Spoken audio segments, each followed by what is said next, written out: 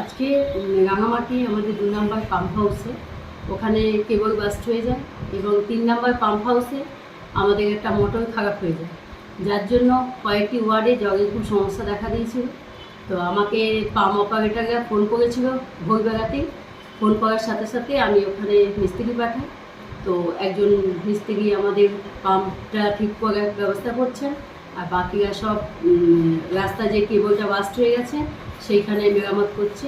তো আমি নিজেও গিয়েছিলাম, আমাদের ডিপার্টমেন্টের আশিসটাও গিয়েছিলেন।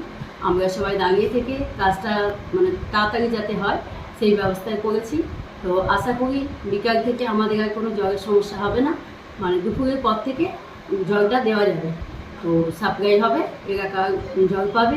কয়েকটি ওয়ার্ড যেমন মোজাদা ফোন করেছিল ১৩ নম্বর ওয়ার্ড, ৫ নম্বর ওয়ার্ড, ২৪ নম্বর ওয়ার্ড, এই কয়েকটি ওয়ার্ডে কয়েকদিন ধরেই জলের সমস্যা দেখা দিচ্ছে।